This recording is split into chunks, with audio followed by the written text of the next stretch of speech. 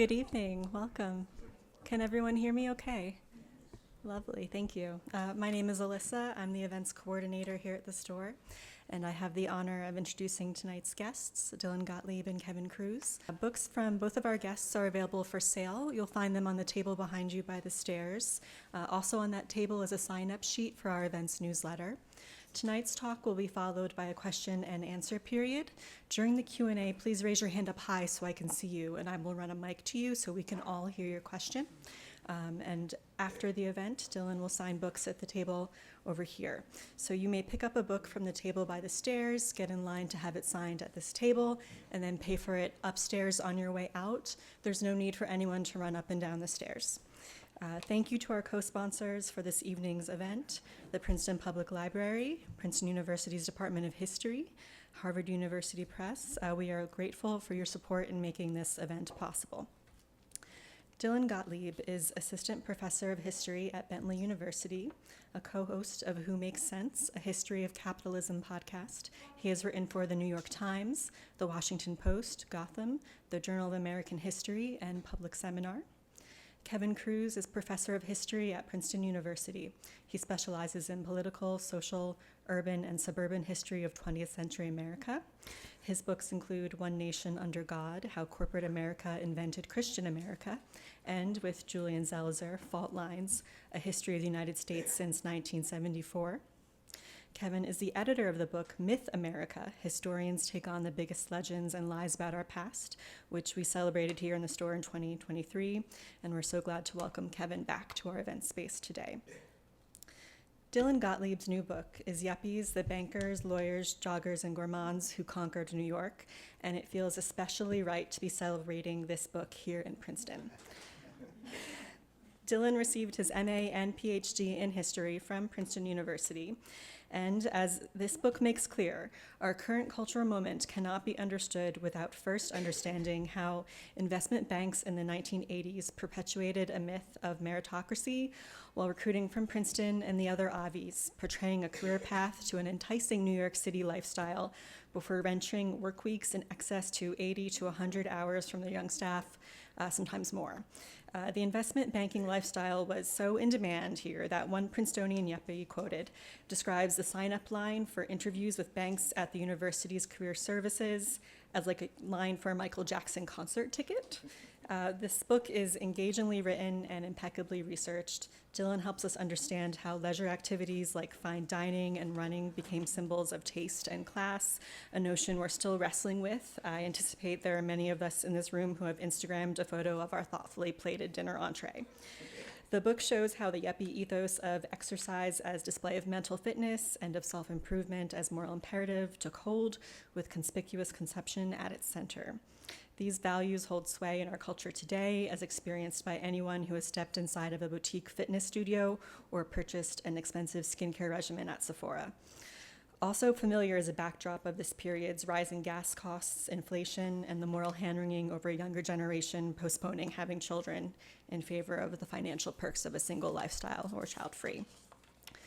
This book also shows how politicians such as Chuck Schumer came to canvass the offices of investment banks for campaign contributions, further securing the interests of the wealthy in our government and legislation. And especially and unfortunately familiar is Dylan's explication of Trump's use of fear-mongering regarding the Central Park Five, with Trump stroking anger and inciting hatred through past coverage in his efforts to manipulate public opinion. We can have no true understanding of where we are now without an understanding of who the yuppies were then, and I'm so glad that Dylan and Kevin are here to talk us through this important period of recent history. Please now join me in welcoming Dylan Gottlieb and Kevin Kruse. Thank you so much. Thank you all for coming out. It's a pleasure to see everyone here. I love Labyrinth book events. I did one for One Nation Under God. We did one for Myth America. You guys are a great crowd, and it's a local institution I like to come back to. And thanks again for the public library, which is also really supportive. Two of my favorite places in town. This is a real treat for me. I've done these before. This is, I think, my first one with a former student. And so that's really remarkable. His real parents are here, so I'm going to try not to take too much credit for the man. I had a very small part in this. But it's a real delight to be back here to talk about a finished product that started a while back across the street. So I just wanted to ask you, where did this idea come from? Because normally when a grad student walks in to discuss a dissertation idea, they have maybe a vague sense or a broad idea that they want to do. Dylan walked into my office and said, I want to write about the Yuppies. And his pitch was perfectly for the topic, persuasive, dynamic, exciting, and I knew immediately that we were going to do this, and he was going to do this. I was going to root him on. And so I just want to ask, where did that come from? Well, the quite literal and immediate answer is in the shower, where all good ideas come from. But the actual experiential and sort of longer answer is that it was an experience actually that occurred at Princeton. So I was a TA and then later a lecturer here. And every semester, some of the best and brightest students who were in my section, I'd ask them, where are you going after graduation? Assuming they were going to change the world in some profound way. And the answer invariably was Wall Street. Private equity, maybe a consulting job. And it puzzled me why maybe a third more of our best and brightest students here at this institution, and I'd find out later similar ones, were being harvested every year and sent to this financial factory in New York. And many of them understood that they were taking this sort of dismal bargain. Many hours of work, a brutal work life even, in exchange for possibly upward mobility. So that sent me on a 10-year journey. This was 10 years ago. We had that conversation across the street. On a 10-year journey to research that story and discover the historical origins of it, and to discover, in fact, this wasn't always the case. This was not always a pipeline that connected this school to Wall Street and jobs that were similar. So that was something I wanted to historicize, and it took a lot of work, but I hope I've done that. I think you have. And that's the first part I wanted to talk about, because it's the part that I think immediately resonates with people in a town like Princeton, is that almost revolutionary change that happens, that you describe in the late 70s and early 80s, where Wall Street becomes this kind of black hole that sucks all and it sucks, period, but sucks all the life out of the university into it in its direction. Like so many people channel themselves towards that. Talk a little bit about what that is, what Wall Street does to campuses, and then what campuses and the people who come there do to Wall Street. Sure. Let's begin first. Let's back up, though. Before Wall Street becomes this vortex, as you correctly say, it takes real changes on the ground in the economics to make Wall Street profitable enough. So there are all these changes, we don't need to get into the weeds, that occur in the 1970s that send capital flying around the world in search of returns. And New York becomes a node to direct that capital. It's the capital of capital in the US. But in order to do that, in order to, say, harvest value out of America's manufacturing corporations, to find returns for shareholders, you need an army of young people to do the work, the actual document production, dreaming up the deals, thinking of the securities issues and selling them. There's actually labor involved. And for that, you need armies of young people. You can't just get by on the small coterie of mostly WASP men who used to be in the banking industry. So where do you look for them? Well, there's a pre-vetted population in America's top colleges and universities that has this credential stamped onto them. But that population at universities is also changing in this period. This is a real social revolution in who makes up the American elite. So in the 50s, it's WASP men at Princeton. You can see it now, even in the alumni magazine I still get, the in memoriam section, class of 1956, dead white guy. He prepped at St. Paul's, he prepped at Andover, right? One demographic. By the late 60s and early 70s, after the civil rights movement, after the women's movement, the university population is changing. It's welcoming new entrants. They can't call their uncle up and get a job at the bank. So what are they going to do? They would like some secure position that rewards them for their smarts and their hard work. They go to the new career services office, which is just created in this era to become a conduit for these people who don't have the connections to the elite service professional jobs.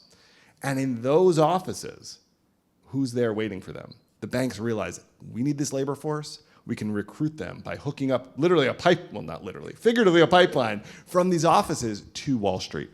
And so I have stories in the book. There's this one young woman, Vicky. She's a child of Chinese immigrants. She goes to the career services offices at Columbia, and she's flipping through the binder of jobs.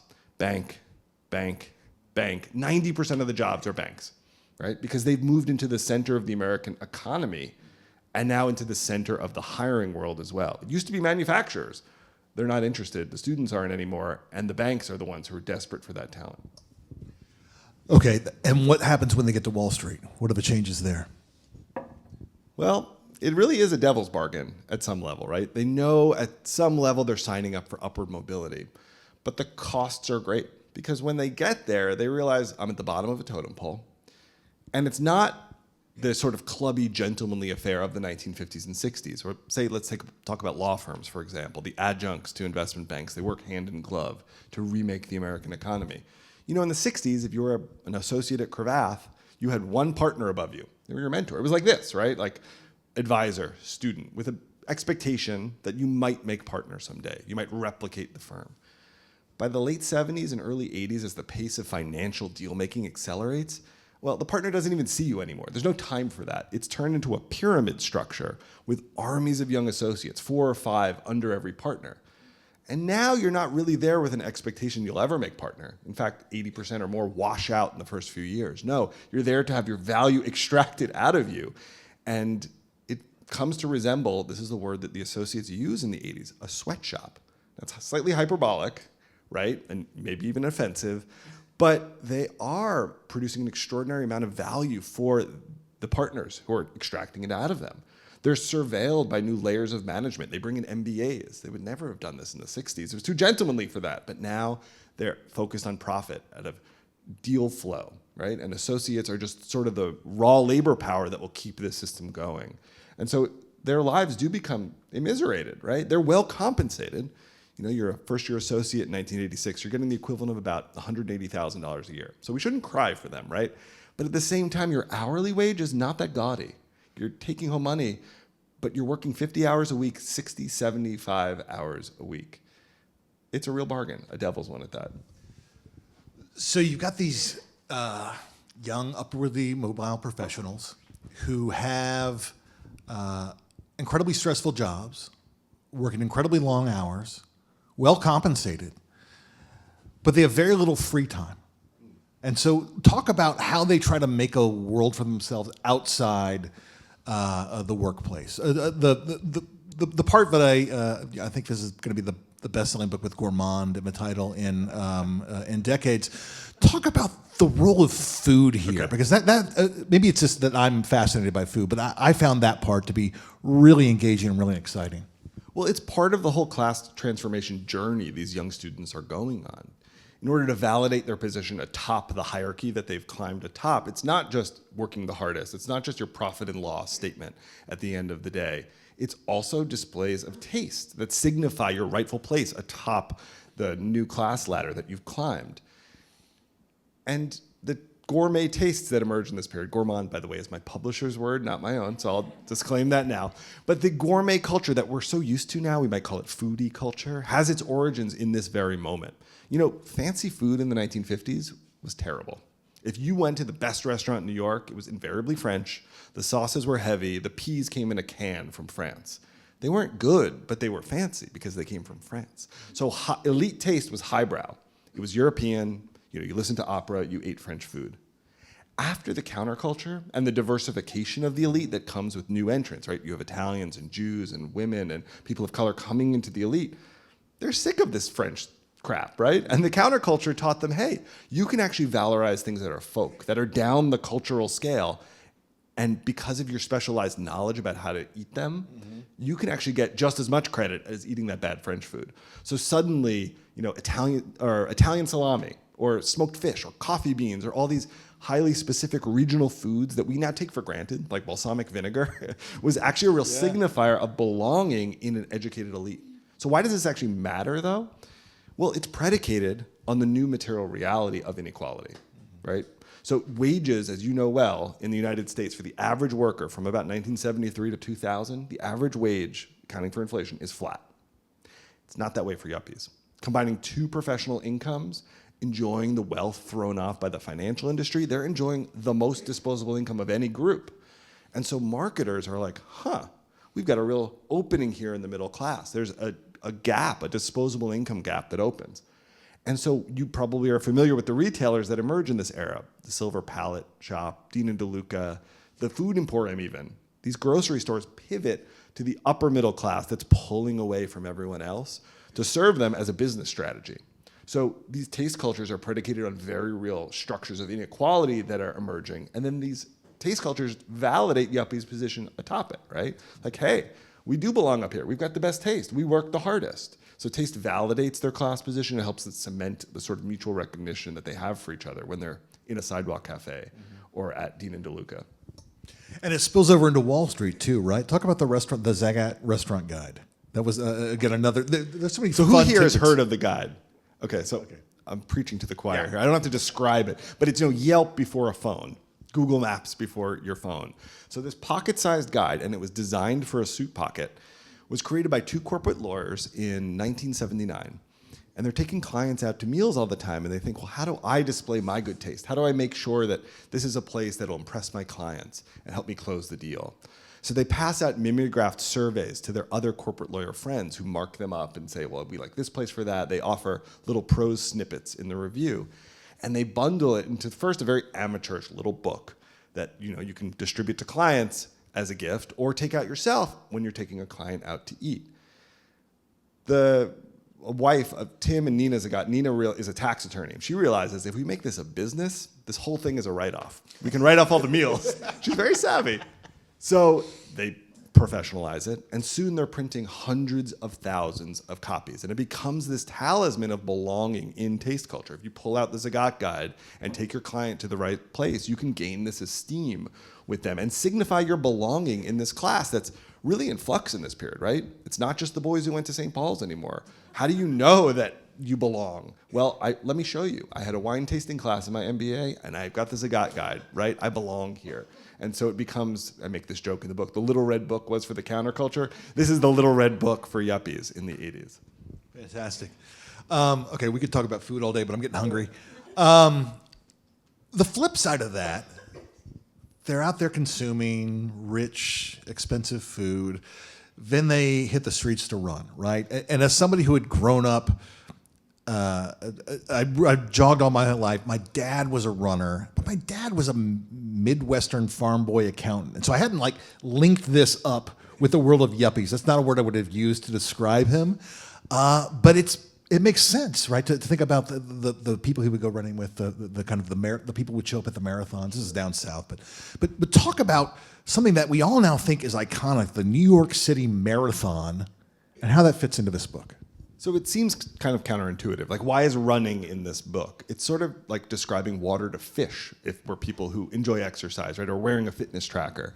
But this too has historical origins in this period, and it comes out yet again of the class project of Yuppies understanding themselves at the top of this newly unequal class structure in America. So running was really jogging before this. It wasn't running, importantly. Who remembers jogging, right? It was a huge trend, and it had vaguely countercultural vibe. The first person who won the New York City Marathon did it in hush puppies. There was no consumer market for it. The first marathon in America was the Earth Day Marathon, actually, I think in Long Island in 1970. So it had this sort of Zen quality, getting in touch with nature and letting loose. But as the economy tightens up in an age of limits and recessions and increasing competition for professional jobs, people need a new exercise regime that fits that toughened market. And that's where jogging becomes running. And that's where Yuppies seize upon it, and importantly, road racing with finishing times as a sign of, well, it's a venue for competition, and as a sign, again, of their legitimating site for them to understand why they're at the top. Another meritocratic battleground, right? So Yuppies take to running in a serious way. Now, before this period, if you saw someone running down the street in New York City, people would stop you and say, "Where's the fire? Are you okay?" Literally, I interviewed people about this. But by the late 70s, you're seeing these joggers, young, handsome, white-collar people, as I document that's at least how they were seen. And city fathers are pretty excited about this too, right? Remember, New York is in the midst of fiscal crisis. This is about 500,000 jobs by the time its economy bottoms out. It's deindustrializing. We're shuttering firehouses in New York. Their garbage is piling up. It's a city in decay and disaster. And so municipal leaders, along with the real estate elite and others who are invested in reviving the city, say, wait, who are these people jogging through Central Park? They look like the people we'd like to have filling up the condos we're maybe going to build, or banking with us at the banks that are here. And so the marathon becomes not only a venue for yuppies to demonstrate their excellence, it's also lifestyle bait for this new class that the city is trying to attract to revive its fortunes. And so you can see this in the first 5-borough marathon, 1976, so 50 years ago. Who puts it on? It's Association for Better New York, which is a real estate, the Rudins, the real estate family. It's the Roadrunners, who clear interest there. It's the city leaders, and it's a commercial bank who are rooted in the city. So those are sort of that's the nexus of interests that's seeking to revive the city in a new way for a professional class who they hope can bring in tax revenue, who can attract tourists.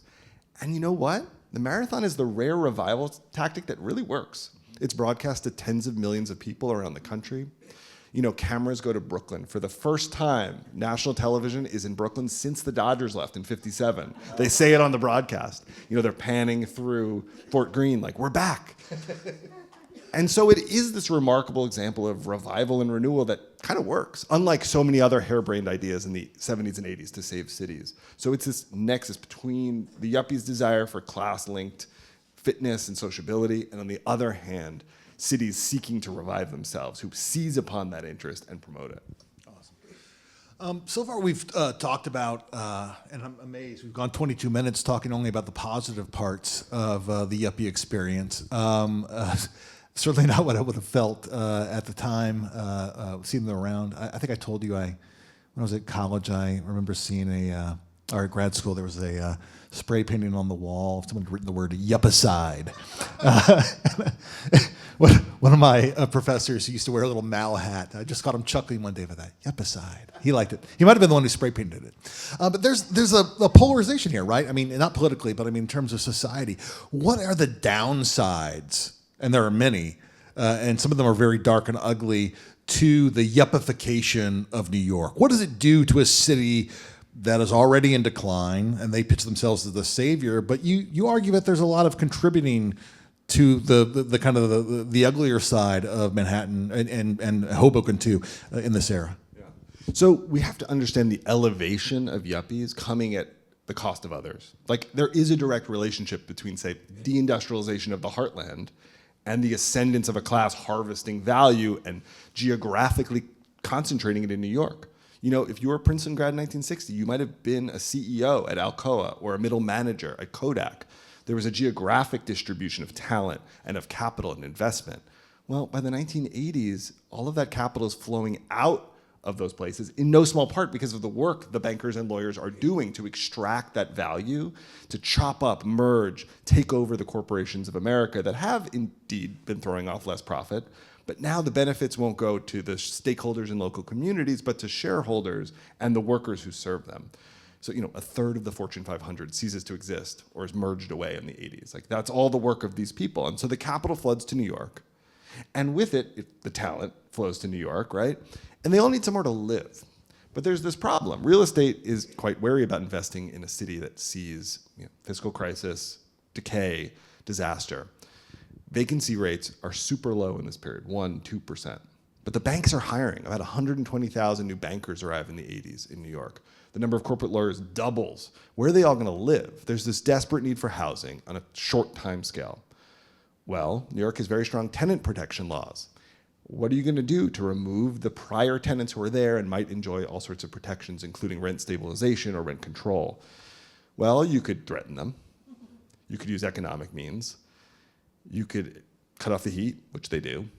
You could bring in what they call urban relocation specialists, which I love this euphemism. They will say you're in an SRO, you know, you're paying a few bucks a week to stay there. They'll kick you out in the middle of the night. They'll throw a padlock on the door and say, you're gone, you're done. Or they'll fire off a gun, scare you out. This happens all over the Upper West Side in New York. 180,000 SRO units are emptied.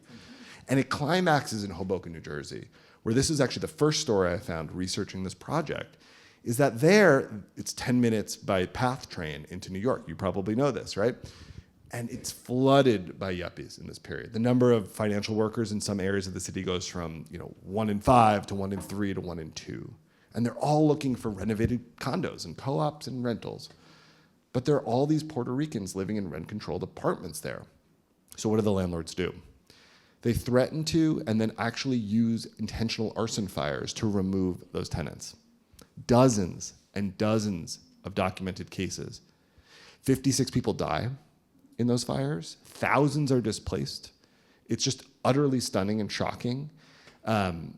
Just fatal fire after fatal fire. And it works. I mean, these buildings are still smoldering, and they'll put a sign outside, like, coming soon, condos. I have the photos. They're still smoldering. And it's not the yuppies themselves who are, of course, setting the fires, right? It's the structures that are seeking to entice them. But they sort of blithely shrug their shoulders and say, well, you know, we're improving the neighborhood ultimately. Like, I'm not doing it, but I'll enjoy the nice condo, the 2-bedroom that they're going to put in.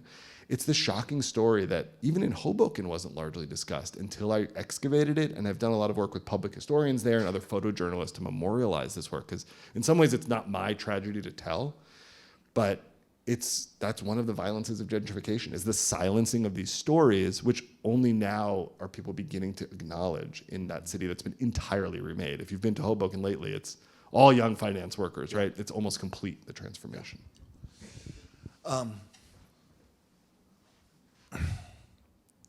We'll talk more about gentrification, because it's a big issue that comes through here, and it's something that I think takes on different valences depending on who's pitching it, right? The yuppies themselves, city leaders, saw gentrification as a good thing, right? When I worked on Atlanta, I had people who were talking about reclamation instead of gentrification there. So it's loaded with race and class too. Just talk a little bit more about the politics of that in yuppies. So there's a story that we could tell. This is the triumph of New York, right? It's return from the brink. And in many senses, it is fiscally, right? Like, New York enacts austerity and cuts the things it wants to cut and pivots to a new population. Bloomberg will later call this the luxury city, right? It's not for everyone. You can't afford it, but we want to attract the world's best and brightest. And they accomplish this, on the one hand, through attracting them through tax credits and all sorts of policies. On the other hand, by policing and incarcerating those who are inconveniently not part of the new economy. That's one story you can tell. And you know what? I am sympathetic to New York's leaders in this period. There weren't many great options to revive the city, right? Deindustrialization is hitting it hard. It's not going to be a waterfront town anymore. The costs of maintaining the small social welfare democracy in the city are increasing, especially as Reagan pulls out financing at the federal level. Like, they're left with not many great options. You could see and sympathize why they would want to pivot to this sort of revival.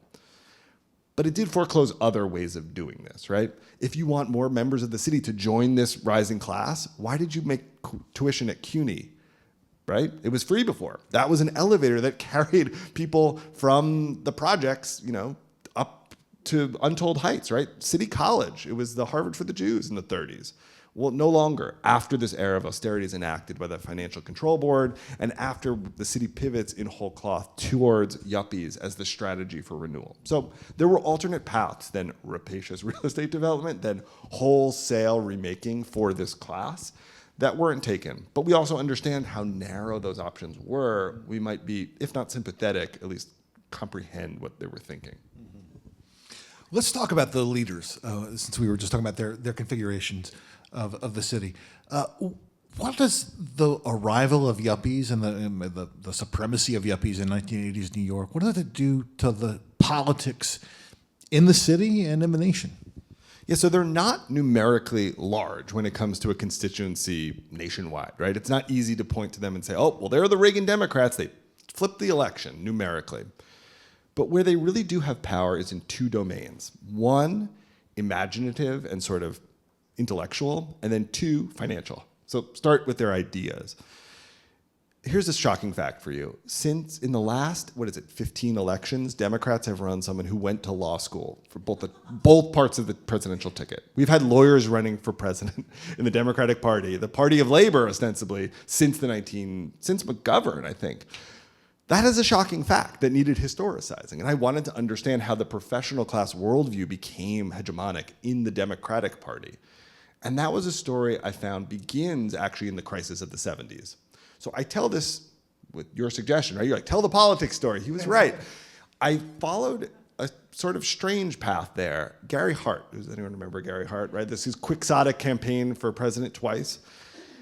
He's iconographically the yuppie candidate. In 1984, Newsweek declares it the year of the yuppie, mostly because his supporters are understood to be these professional class liberals. And he represents a vanguard in the party of people who are highly educated, who Hart gets up on the stump and says the New Deal is dead. Those are his words, right? We got to move past the unions. They're just another special interest that are hampering our growth. What we need instead are sunrise industries, finance, technology. And he finds a sympathetic ear in a politician like Chuck Schumer, who lives in gentrifying Park Slope and literally, as we heard in the intro, stalks the halls of the investment banks in the early 80s looking for donations. You know, they say, oh, Chuck's coming, close the door. He's such a frequent presence there. And he gets more money from Wall Street than even like the senior Senate Banking Committee members. And so he endorses Hart. He sees this as a potential future for the party to pivot away from the ward healers and working class African Americans of the New Deal towards a new population of metropolitan liberals who are more affluent and who want different things out of the party. And so that's a pivot we see really at a national level funded by Yuppies dollars. Like no national candidate, Gary Hart starting in 84 and beyond, he's sort of a John the Baptist figure with changes that will be realized by Clinton. Where does Clinton get the most donations from of any single firm? Goldman Sachs employees. Barack Obama in 2008 gets more donations from Wall Street and Wall Street lawyers than any candidate, Republican or Democrat. Right? So I wanted to historicize that as someone who came of age in that era. How did the Democrats become so tightly aligned with Wall Street? And the perspective, the meritocratic vision they have, because it doesn't always make sense, right? But meritocracy as an idea lets them square the circle between admitting new race and, you know, Obama's black, importantly, and that's wonderful. But at the same time, he rules over a country with an increasingly unequal political economy. And that's what the new Democratic platform is going to be. We're going to have great class inequality, but we're going to admit some members of minoritized groups into that top if they deserve it. So we're going to fund education. And you can see this in the Clintonian era, right? But it has its origins in the Yuppies who forged those sets of ideas and pay for it with their donations in the 1980s. As I said at the start, you came to me with this idea almost fully formed. The one part I'll take credit for or blame for is pushing you towards New York. And we had several conversations where you kept suggesting other things and I kept nudging you back to New York. So now I want to ask, I think the New York stuff worked out well. Is this just a New York story? Or it is clearly a national story, but do we see echoes of the Yuppies in New York in other American cities and broadly American culture? Well, first I want to thank you for not letting me do Atlanta one chapter and then Los Angeles another. Like, I cannot imagine wrangling that into a book that actually exists. So thank you, Kevin. It is absolutely a story that is not only national, but international, even global. So I mentioned before New York being the capital of capital. It's also the capital of our culture industry. So importantly, this image of the yuppie good life is broadcast out through all the cultural touchstones of this period. You know, you won't find a ton of movies in this book, but that's probably where you encountered this myth of the yuppie, right? As this media creation or a character in Working Girl or Seinfeld or right, name the shows, Frasier, go on and on. So in that sense, it becomes aspirational for young meritocrats around the country to live this way, to chase those jobs, to live in a loft apartment as a young single person. But there's also quite literally transplants from New York's revival committees who go out to other cities and say, this is how you do it. So the organizers of the New York City Marathon, they are brought in by city after city. How do we do a marathon in Pittsburgh, in Miami? And they help them plot the routes. They help them pitch it to the right audience to attract the very same population that by the 80s is clearly remaking New York. Those post-industrial cities want in on that action. And this is going to be similar in nodes of financial capital all over the world. I've talked about this topic with people from Latin America, from places like Singapore, where they have similar populations. Whenever finance and white-collar work comes into the center of their economies, whenever inequality stretches to this level, they have a term for it. It's not always yuppies, but it's something, right, that names the new character who's called into being by that new economic order. So it's really a global phenomenon. Go to London, go to Canary Wharf and see the same type of characters who are called out of the Thames mud in 1985-86 by Thatcher's new rules. We're getting close to question and answer time, but one question I always like to get, and I like to give it back when I'm doing these, is what surprised you the most? What was some weird bit in the archives, some story, something? You did a lot of oral interviews. You did so much research for this, and I know you went in well prepared. But we always get curveballs when we're out there researching it. What surprised you? So many things. I mean, first, the Hoboken story fell out. Like, it was like a movie, right? Slow motion as the folder fell open on the table and the clippings spilled out. I was like, oh, God, I've got a story here, both terrible and exciting. It's that combination. There was an interesting psychological dance, though, during the interviews, where I tell someone, well, this is the name of my project, and they'd have to grapple with it. And over the course of our conversation, maybe 45 minutes in, they'd say, you know what, Dylan? I got to stop you. I'm realizing now, I guess I was a yuppie, wasn't I? And, you know, as they narrativize their time in the marathon, their brunches, their time on Wall Street, their political activities, I'm like, well, maybe you were. And so in my response to the public tour of this book, my New York Times article, the comment thread was really revealing here to say people for the first time have to face their enmeshment in these structures.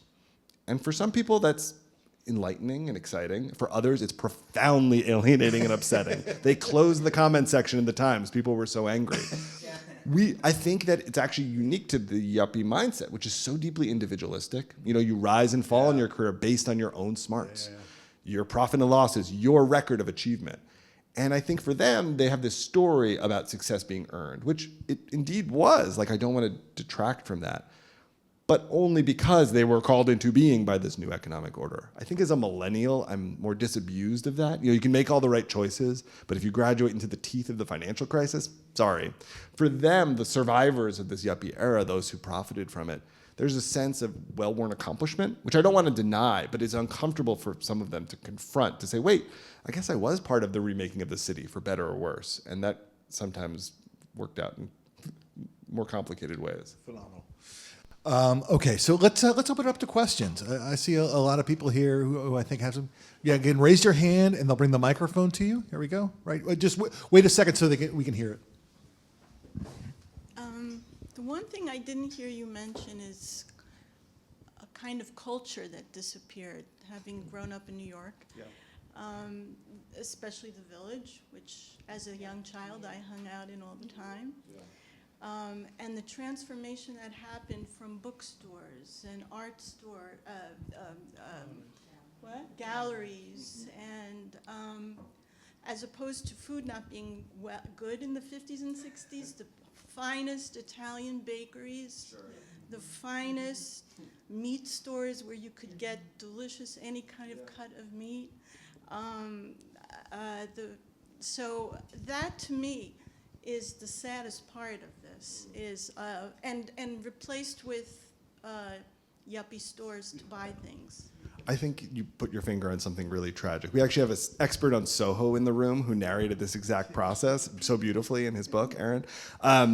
But there is this brief and wonderful moment when there are certain folks with lots of cultural capital and education are coming to the city, not because of finance, but because of their investment in the diversity of the place. Maybe they're veterans of the civil rights movement and they want to live in a diverse neighborhood and renovate a brownstone or live in a loft and make art, and that is wonderful. But what happens when you hook the fire hose of investment capital up to those neighborhoods? New sorts of people start coming, and new investors start coming who don't really care about those shops anymore. They care about the returns on their investment.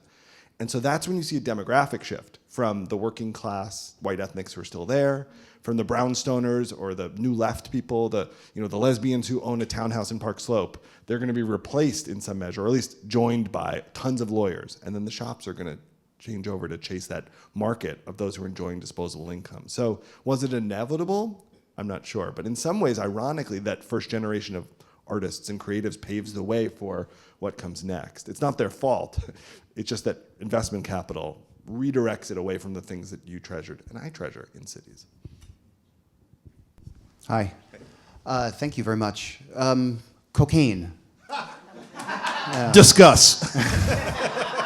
I always get this question. No, I mean, it seems that the whole work hard, play hard culture was born during this time, and it was fueled by a lot of cocaine and amphetamines. And I want to know if that was something, a thread that kind of cut through the book. You might say it was a line that. So I didn't end up. Sorry. It's a through line. So you could tell a story of the 20th century and the transition from the new left, the hippies, to the yuppies through a history of their drugs of choice. Like the 60s is all about LSD, which breaks down the ego and creates a sense of communal ecstasy and utopianism and dreaming and looseness and freedom, but in connection profoundly. Cocaine is the opposite, and you put your finger on it. It's work hard, you're exhausted after a long day at work, you take a sniff, and suddenly you're able to go out and play hard in the few hours you have. And importantly, it builds up the ego in maybe too much, right?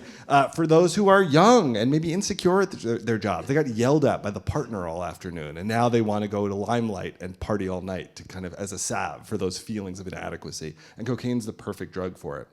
Also, cocaine arrives internationally on the same conduits of capital that our yuppies are commanding in cities like New York. It's no accident that there's a sovereign debt crisis in Latin America, and those economies turn to shipping more and more Peruvian powder up north along with their dollars that are being extracted in an era of austerity in those places. So those things are connected. The yuppies are sitting at the seat of globalization, and they're enjoying both the wealth extracted from the rest of the world and the coca that's coming up to them as well, and it fits their lifestyle so perfectly. But unfortunately, it's not really in the book. I want to get tenure, so. Sequel. Yeah.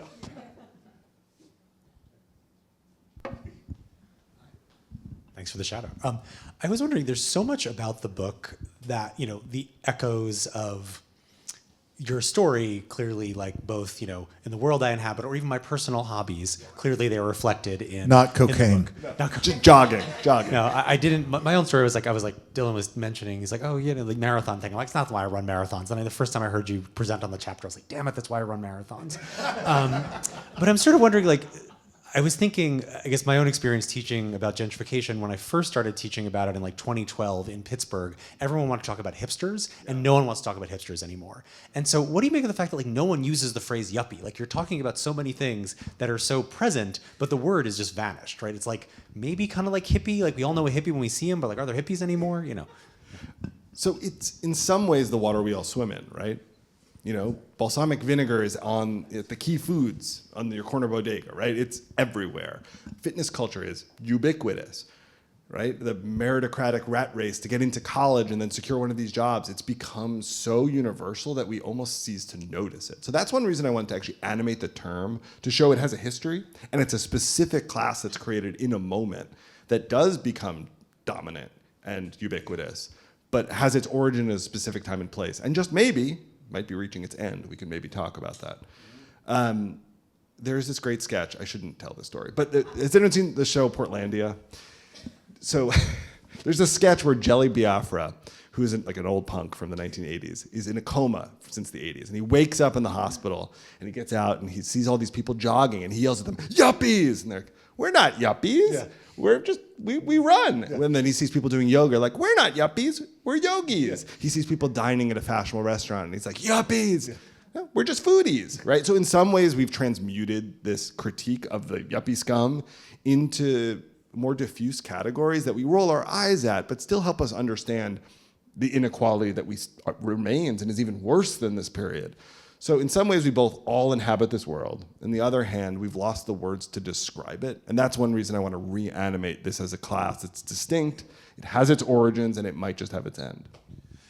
Are there echoes of yuppiedom or the way we think about yuppies in kind of the current infestation of tech bros? So yeah, the pipeline that Wall Street creates from these top schools is then replicable for other industries. So in the 90s, management consulting, these firms, the industrial companies that are afraid of being taken over, now will bring in consultants to help them cut their labor costs to avoid a takeover. Well, now they need armies of young people. So they'll recruit in turn using the same mechanisms and institutions that came before. In the 2000s, it's tech.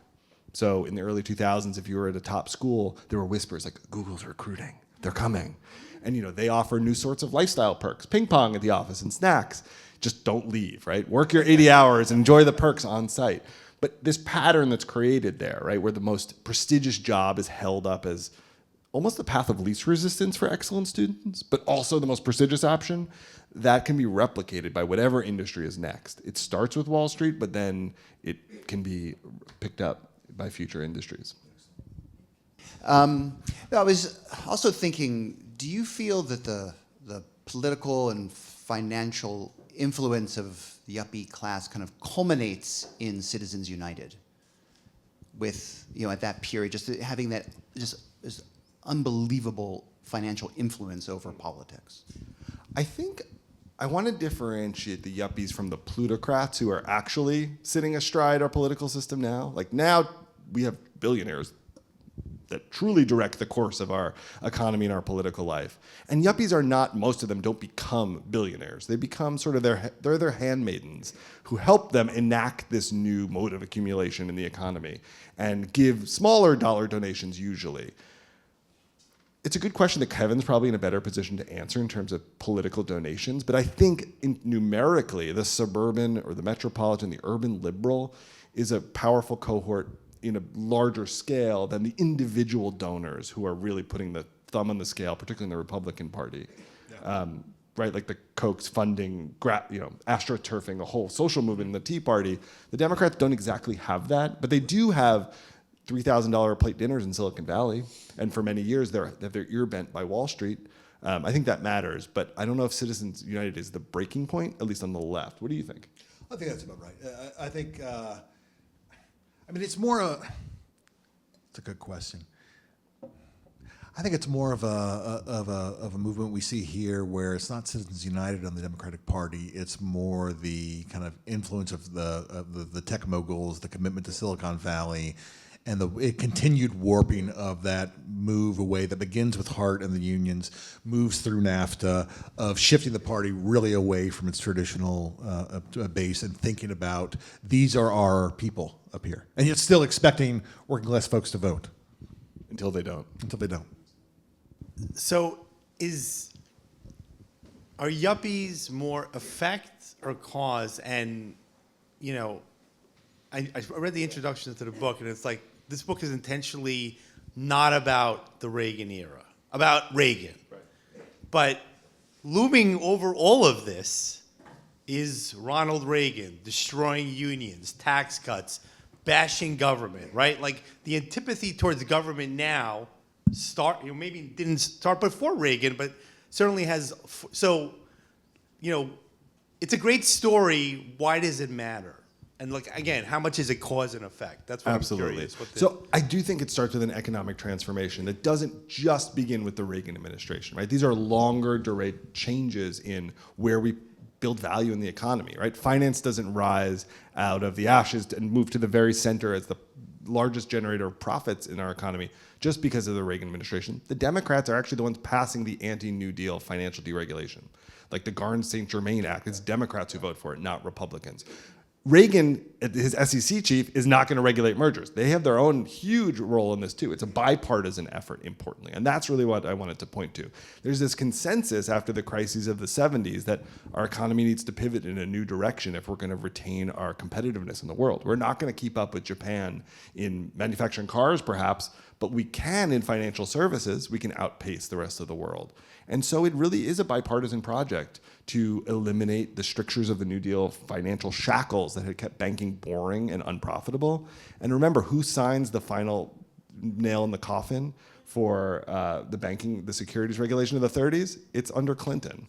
So it's a bipartisan effort. And then I totally agree with you, and the point is very well taken about Reagan, right? He's firing the air traffic controllers. He's signaling to business that you can crush labor. This is a collective effort, but the shareholder value revolution, the idea that corporations are assets to be stripped and pulled apart for value in the short term rather than fixed investment in places, that's a longer story that stretches from the 70s to today. So yes, all of those things. And yuppies are really the ones who enact it in a daily way. They may not be strategizing it, but they're doing the work. They're making the copies. They're unwitting accomplices, or do you feel like... That's a great question. It's sort of a moral take on them. I think that the young people are taking the bargain, right, of upward mobility, class security, often for those we can be sympathetic to who didn't have a family connection to the elite. This is an entree into a new world of class and status and high earnings, and to that I'm sympathetic. But at the same time, the work they're doing is ruinous. In the early 90s, the term downsizing is literally added to the dictionary, right? We're not in a recession, but people are firing tens of thousands of people in this period to boost stock prices. That's a new way of thinking about the economy and who produces value. And yuppies are key to enacting that in their daily lives at work. One more question? Yeah, so I'm just curious, earlier thinking about Yuppies, the class of Yuppies, and thinking about sort of today's, graduating students who are going into finance and going with the fin bros, or the finance bros. You talked about how in the 70s is when career services kind of started to weave its way into college campuses. And then I think about you noted the kids who are maybe, studying maybe liberal arts or whatever, end up sort of almost being pre-selected by being at these institutions, being pre-selected by these organizations and companies that are grabbing on to talent. And nowadays, more and more colleges are closing from an educational perspective, or liberal arts colleges, as an example, are adding business and more economics and more to sort of contribute to that class of folks that were there in the 80s and have just kind of continued to remold. So I question kind of the idea that maybe this class is going away, and I'm wondering if in a way they're actually doubling down. There is a desperate attempt in an era of precarity for the white-collar worker to be the student who makes it, the one who positions yourself in an era of, Reagan, importantly, shifts our student grant system to loans. Now your college education is not a public good, it's an investment in your human capital, and it's a risk you're taking. But when you come on the market, you better get a return on your investment, and that disciplines students. I see it every day in my own students. They're choosing this job not because they want to, but because they lack better options, or because of the pressure, the disciplining pressure of debt. And to that makes me sad at one level. But I do think that in an era of precarity, for whether you're an academic or a medical professional, this sort of sweatshop labor model has been rolled out to more and more white-collar industries. And you're seeing increasing numbers of white-collar workers in formerly stable positions, journalists, academic, unionized, because they recognize that we are precarious workers that have more in common with the DoorDash driver who delivers my food than the capitalist I serve, in some sense, right? Some of them, not all of them. The lawyers are not doing this, right? Their pretensions of like professional individuality, they're holding strong. But if AI creates a white-collar job apocalypse at the entry-level ranks, will we see those workers too understand their precarity in a more profound way? Already, I was talking to a bank recruiter a few months ago, and she said, we're moving from a pyramid model to more of a cylinder. The entry level just won't be as big. Well, what will our elite look like then? Right? Will it be whiter? Will it be more male? Will it look like the 50s again? How will we replicate our elite? Well, who will get in there? Will we try more desperately to sign up for more business classes? Or will we reimagine or reject this bargain that the Yuppies took and seek a new path? I don't know. It's going to take some real hard thinking to see where we go from here. What a perfect ending to a great Q&A. This book is phenomenal. I know I'm biased, but it really is good. If you've been intrigued by the conversation here, and I hope you have, there's a lot more in the book. It's an incredible read. It'll speak to you and what's going on in the world. I can't recommend it enough. And again, if you'd like to grab a copy and have Dylan sign it, that's what he's here for. So let's thank him, and thank you all.